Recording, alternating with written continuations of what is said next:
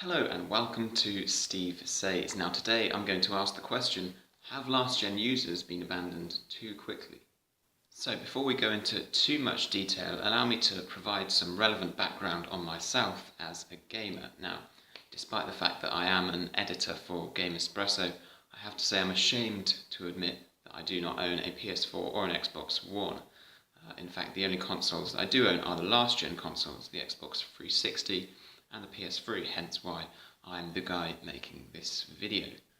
Now, I've had these consoles a good number of years, and I used to play the Xbox 360 an awful lot in particular, back in the day when I had a lot of time to, but as I've grown older, lifestyle's become more hectic, and well, I'm sure a lot of you guys can relate. Nevertheless, the one thing that has stayed the same is that when I do have some downtime, I'll often boot up my Xbox 360 or PlayStation 3. Now, unfortunately, in this day and age, the act of doing so poses a number of problems itself.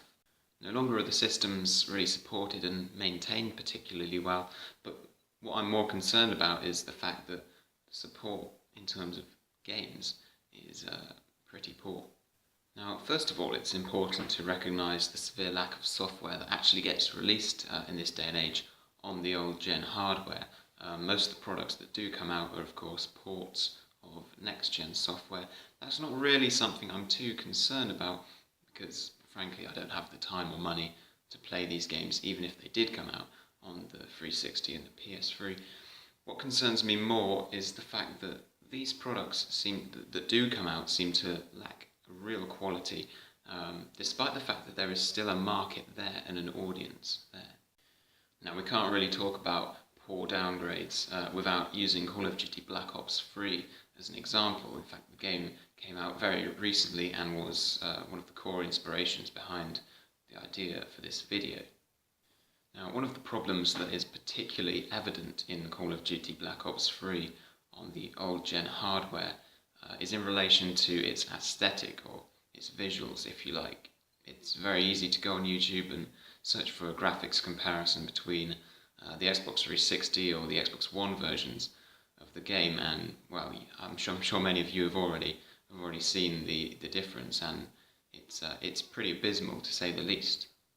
But what concerns me more is that not only have last gen users got a downgraded product visually, they've actually got a substantially weaker product in terms of replay value as well. Now, for those of you who don't know, the Call of Duty Black Ops 3 campaign has made an omission from last gen hardware. Now, this was fairly big news when it came out because it's not really something that's common. Now, don't get me wrong, it is understandable for last gen versions of these products to have features stripped of them, but in a Call of Duty game, the campaign often accounts for about 33% of the product if you're considering the multiplayer and the zombies to act for the rest of the game. So that's a pretty big deal.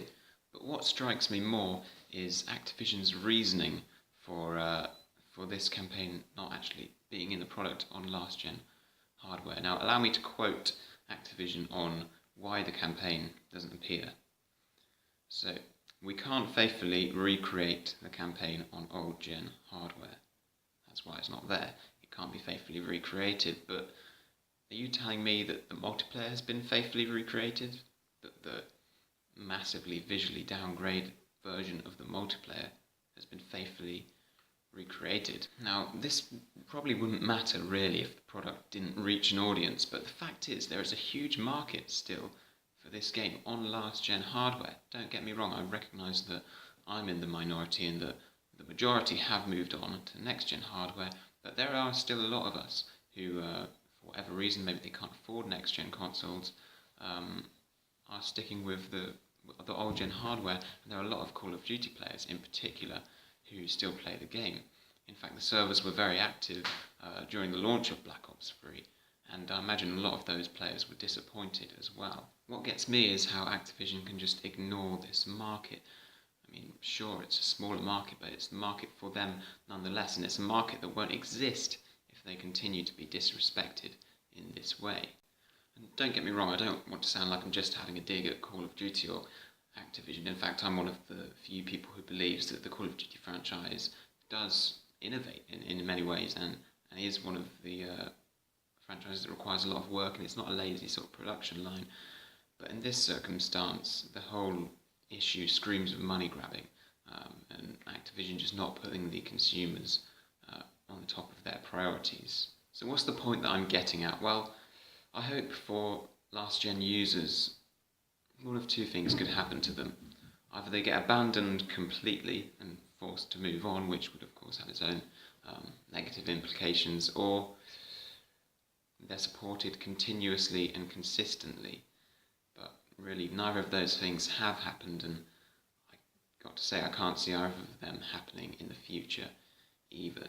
So instead we'll be forced to dwindle out this long, painful death. So anyway, with all that said, I hope you've enjoyed the pilot episode of Steve Says. Be sure to leave a comment below and I will respond to your feedback. Like the video if you enjoyed it, and subscribe to Gamespresso for much more content like this, as well as Let's Plays and all those good shenanigans. So should we accept our fate as last gen users and move on, or should we not have been abandoned? You tell me, and I've been Steve, this has been Gamespresso, and we'll see you next time.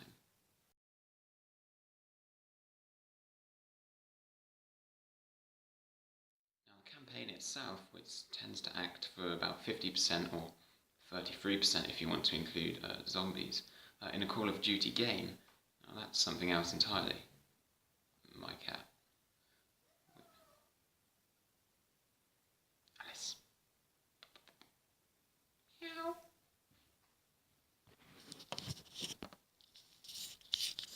Alice. Alice.